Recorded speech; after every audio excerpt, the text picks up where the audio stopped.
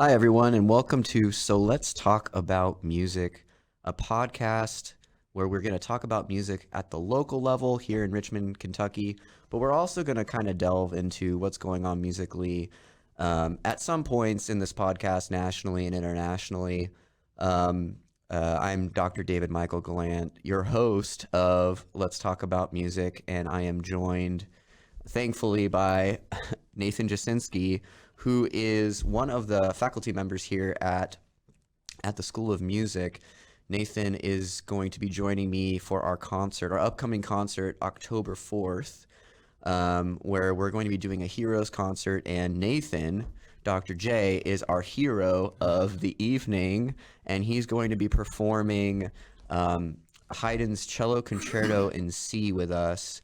And today we're going to be kind of investigating Nathan's background and kind of how he maybe arrived here in Richmond and how he became passionate about playing cello and what brought him to the stage. And thank you for being here. You're welcome. It's great to be here with you, David. Thank you for the invitation and look forward to our conversation. Yeah, cool. So I know everyone asks me, how did you start? What got you interested in music? So I guess I have to throw that on you immediately. So what inspired you to just become a musician? Well, my dad is a musician. He's a music educator. And so I guess in our family, it wasn't if you were going to play an instrument, it's just which one. And so we all started piano with my grandma as my teacher when I was 5. Nice. And I quit piano like most people. Yeah. I'm one of the many people that has quit piano. And it took about 5 years of piano. And the way I got out of playing the piano was I decided that I was going to play the violin. Okay. 4th grade, school orchestra. And so I said, I'll play the violin because my dad plays the violin. So I remember sitting in those portable buildings playing in orchestra as a 4th and 5th grader. And didn't really practice the violin either. But in 6th grade, I wanted to play the cello. I don't know why. I was drawn to it. And I think it was the sound. Also the size. I think it was bigger, and so it kind of felt like as a 10-year-old boy or something, it kind of felt better. Yeah. But the sound is what drew me to it, and so I started playing the cello when I was in 6th grade, and I remember carrying it to school. When did you start taking formal lessons?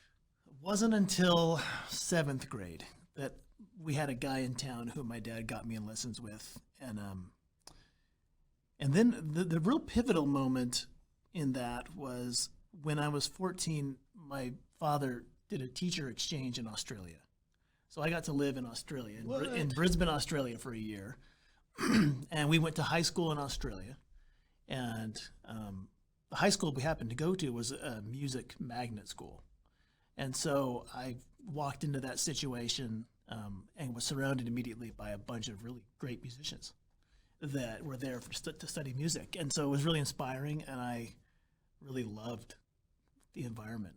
And I loved the excitement of making music at that age at a pretty high level with those students. And so it was really that experience that really hooked me. So from that point, I never had to be asked to practice again. Wow. Yeah. So probably when I was 14, I really started to own it. Did you notice a cultural difference between the approach in performance of music there versus here? Absolutely huge. They were under the Royal Conservatory system of England, and which basically has a very structured, teaching. They teach theory, they teach scales, they teach pieces and technique all together. And you have to advance grade by grade. They have 8 grades that don't correspond with school grades. You can be in 8th grade music in 7th grade, depending how good you are and how fast you go. So I went to a situation where all these kids knew music theory. They knew what a diminished chord was, and I had no idea. And so I felt like, and these kids were 14 years old, and they were talking about chords and about composition and theory, and I had no idea. I thought there's something more to be learned here, and so I was really inspired by that. And so after that year, I really decided I want to become a cellist. And then you moved back to the States. Yeah. What year were you at that point? I was in 10th grade, and so there was a really sought-after teacher at a university close by. I grew up in the Seattle area. Oh, cool.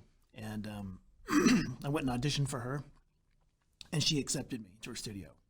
And she was a great teacher and a great cellist, and so that was kind of validating. And I decided at that point, okay, this is great. So started to study with her and really took off. And then you progressed into performance and cello. Yeah. And where did you go to study there? So I studied for 1 year at the University of Puget Sound, which was the little private school where my teacher taught. I then served a 2-year mission for my church, so I left the cello for 2 years. Wow. When I was 19 years old. So from no cello, like you didn't play cello at all? No. Wow. From 19 to 21, I played no cello at all. And I was in Washington, D.C. as a missionary for my church. And it was really interesting to go without cello for that long. One of my professors at the school I left said I would not amount to anything if I did that. Wow. So I said, well, we'll see. And I decided to make that choice. And when I came back, I transferred to Brigham Young University from the other school. And within 3 months, I felt like I was playing better than I had before. Wow. So why do you think leaving the cello and coming back, how does that happen, that level of improvement? You know, I've often wondered that. I mean, you could ascribe it to providence, which I think I do, but also I think maturity. I think in those 2 years I matured a lot as a person, and playing an instrument, you benefit from maturity. Yeah. I think maturity not only of just personal maturity, but discipline, and also just seeing the world a little bit. So I think all of those things made me a better player at that point. Certainly a smarter player. Yeah. You know, when you were young, you spend a lot of time practicing, maybe not all of it's effective. Right. I mean, you can spend so much time just wasting your time and not doing anything constructive. Yeah, and I think looking back, before that I did a lot of playing. Yeah. Maybe not a lot of good practicing. And then so you're at Puget Sound, and then you transferred to Brigham Young. To Brigham Young, and then after Brigham Young, I've got my bachelor's degree in cello performance there, and then I went to Arizona State University for a master's degree in cello performance. Had a wonderful teacher there named Thomas Landshut, who's still there.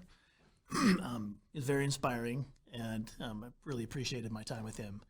And then from then, I auditioned successfully for the doctoral degree at University of Michigan to study with the legendary Danish cellist Erling Blundell Bengtsson, who phenomenal cello, like world-class cello player, and so inspiring to study with him. What do you, from your studies with him, what do you think the most interesting information you got from him was? Or just like big so scope? The thing that we all learned from him was that cello playing is actually easy. Okay. At least he made it seem so. But one of the things I loved about him was he would demonstrate for you, and everything hard seemed possible because he could do it, and it didn't look difficult. And so you thought, okay, I might not be able to play like that, but it's possible to do it and to not struggle. And so I still think about that to this day. Like cello playing, although very difficult, to do it at a high level, it should feel easy, actually. It should physically feel easier than I thought it should. Or maybe in our brains we're telling ourselves that it's actually harder than it really is. Yeah, and I see that in my students a lot. Like you tell yourself this is difficult, and so physically you respond. Tightness. Yeah. Yeah. But I think if you can, one of the things I learned from that wonderful teacher was that good technique is actually physically quite easy. Mm. And I've never forgotten it. That's fascinating. Yeah. And then so kind of coming full circle, we're doing the Haydn Cello Concerto in C, which when we were talking earlier is typically a piece you would play as a beginning cello player or someone that's kind of an amateur, if you will, and coming back and getting to play it again, but now as a master of your craft. What's that been like? Well, there's a little addendum there. People play the first movement. Yeah. In the beginning stages, but the third movement, the last movement, is a different story. People don't like to touch that one because the demands technically are very difficult, and you have to be at the point where the difficult actually is easy, or that third movement won't work for the cellist that's playing it. So, yeah, coming back to it's been really nice because I did play the first movement in 10th grade, but I'm really glad to come back and play it now with a lot better command of the instrument. That's amazing. So when I'm conducting, my back is facing the audience, so I have a safety blanket. I get to look at my orchestra in rehearsal, and I get to look at my orchestra in the concert. But when you're rehearsing, you rehearse in front of empty seats, and then when you perform in front of hundreds of people, thousands of people at times. What's that like? I can tell you it's always daunting, no matter what. It's been said the nerves never really go away. You just learn how to live with them. And I think that's true. One of the things that I love the experience of performing is that the nerves are there, and then pretty soon they kind of melt away, and then you're just kind of left with the excitement of doing it. And I think for me, that's what happens. Like, before you walk out on stage, you feel that anticipation, a little bit of that anxiety, but when you start playing the piece that you know so well, that soon goes away, and it's exciting.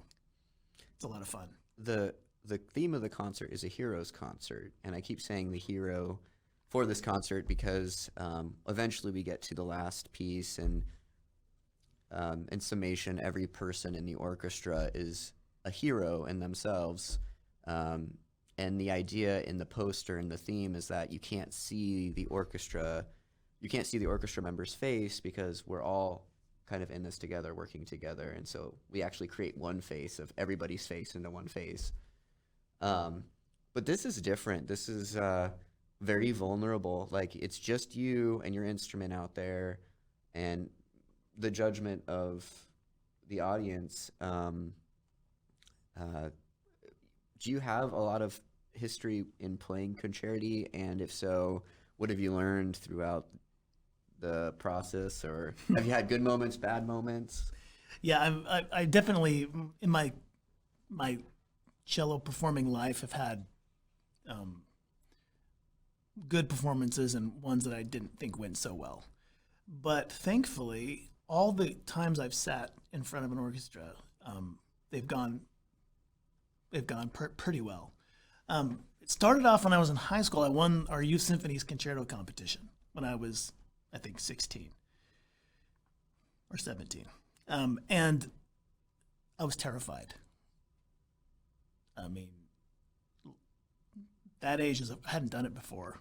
And I had to play a 13-minute piece from memory with an orchestra behind me. And like you said, facing 500 or 600 people. And it was terrifying. Yeah, I wanted to do it, but I dreaded it at the same time. But that's when I learned that with the preparation, and believe me, I prepared for that. Like, I practiced, I don't even know how many hours. That piece that I played, Lalo's Concerto in D minor, the first movement, I think I can still play it to this day because of how much I practiced that piece. Through fear. Yeah, it was definitely motivation by fear.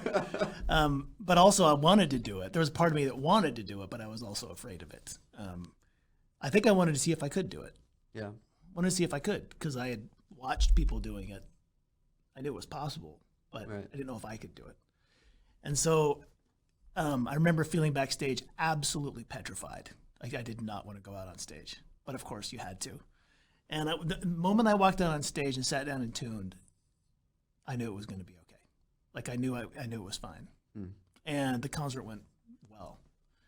And I was so excited. And so I said, I want to do that again. And I knew it was going to be bad before, but I wanted to do it again. And so I have played several times in my career as a soloist with an orchestra, and it's just a privilege to be able to play these great pieces in the way that they were written with an orchestra and a soloist.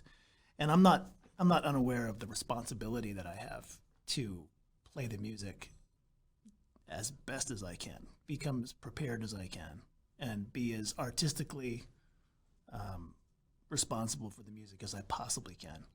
So the audience can hear this piece that was written by someone long ago who isn't around to play his piece. It's my job. It's a heavy burden you place. It's my job to convey the art of someone else who is smarter than me by a lot to the audience in a way that they can appreciate Haydn, in this case, Haydn's art. It is a responsibility.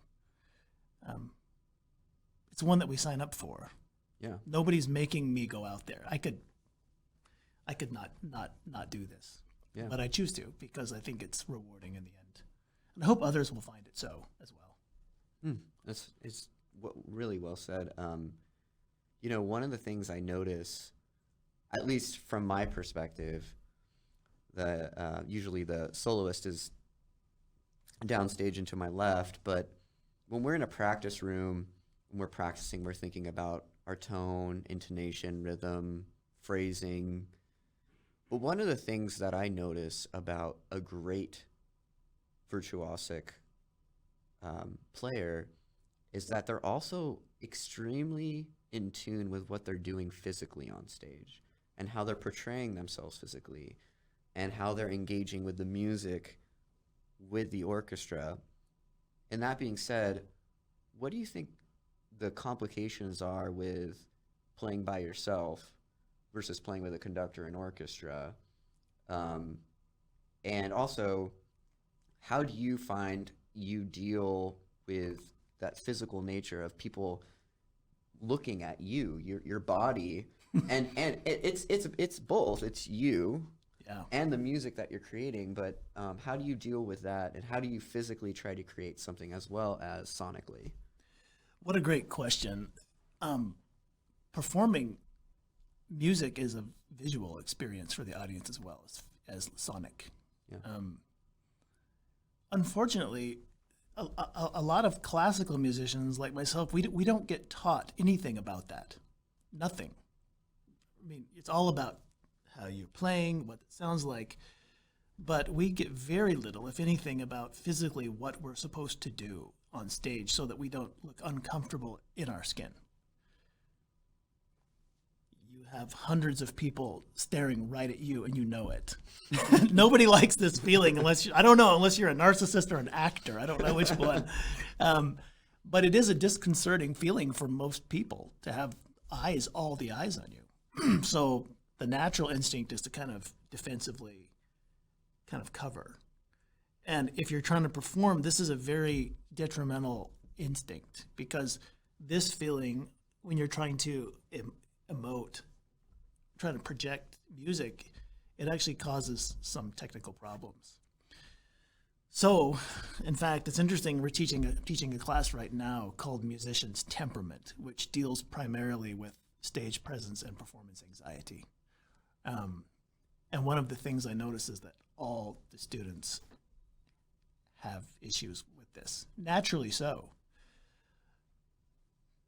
We all do. And so I think there's nothing like just doing it a lot to where it's, like I said, the nerves don't go away. You just know how you respond to them and you're okay with that. You know it's going to be okay. The second thing is, to respond to your question, is, would I lie if there was a little bit of showmanship in it? No. I think there is. I think there's a little bit of any good performer has to be a little bit of an actor a little bit, because you understand that there's a visual component to it. So what that means is to open up a little bit physically, um, to look not always down, but to look out sometimes and up, to move, to be freely moving and not be stuck, frozen like your body wants to. But I actually think it's actually easier with an orchestra, because sometimes you're not playing and then the orchestra's playing and then people look at them. Yeah. And then there's a conductor who's moving around to take some of that visual off of you. So I think it's actually more fun to play with an orchestra because there's all that collaboration, rather than if it's just me on the stage, the pressure is much more intense. Like if you're playing a solo with no accompaniment. And presenting yourself up like this, there's a lot of psychology behind confidence and how to feel confident, and how to make yourself believe that you're amazing, right?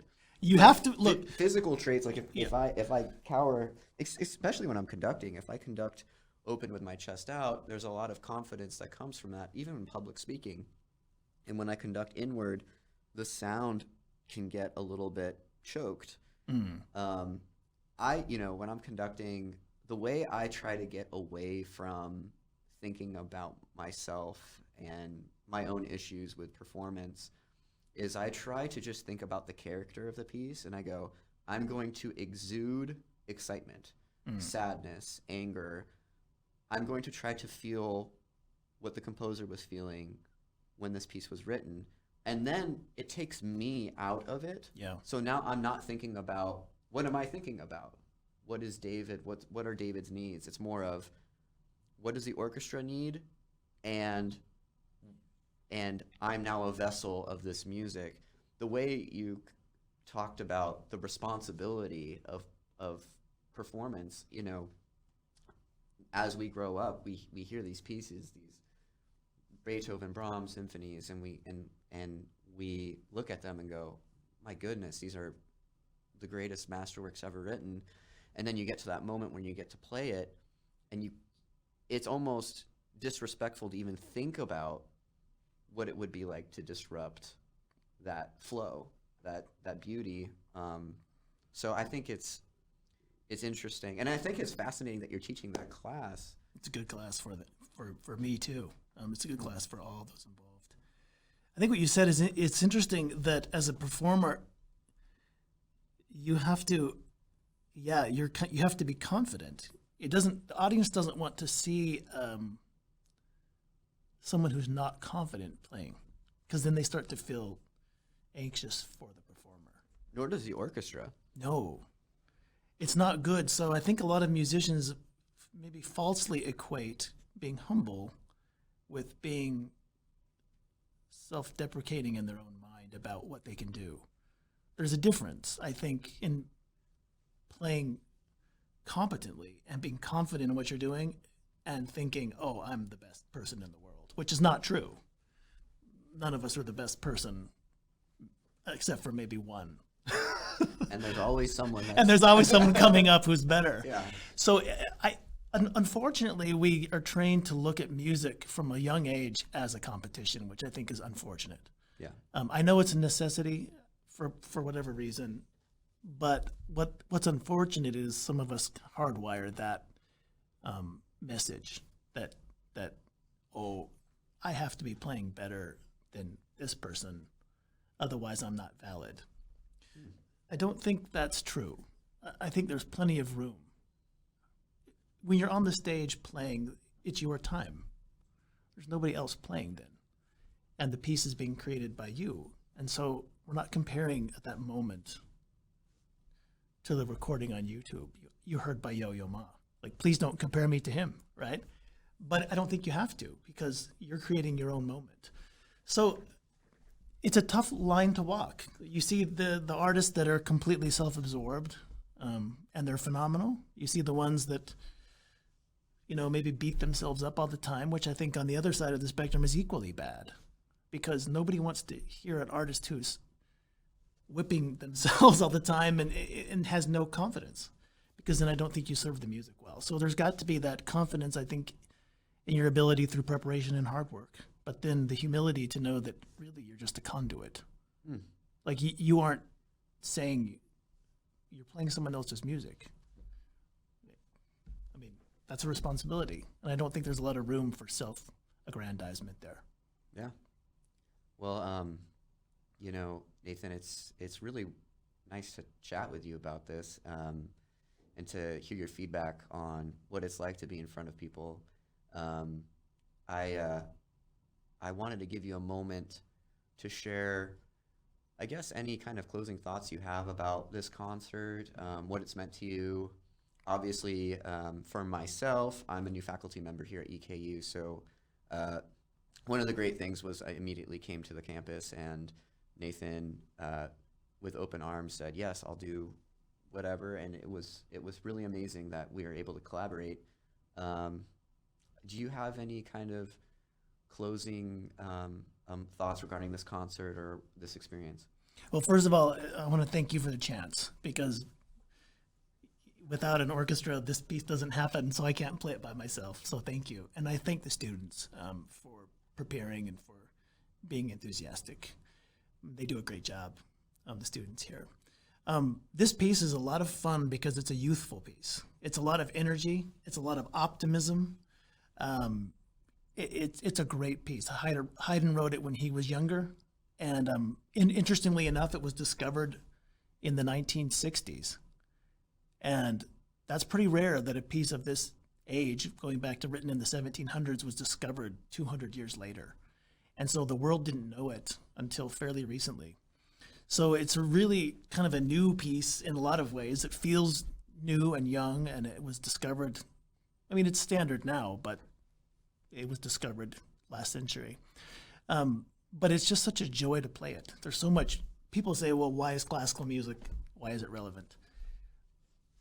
There's just so much human emotion in there if you give it a chance. And the variety is stunning. Within the 20 minutes that the piece lasts or so, you'll pretty much experience all the emotions.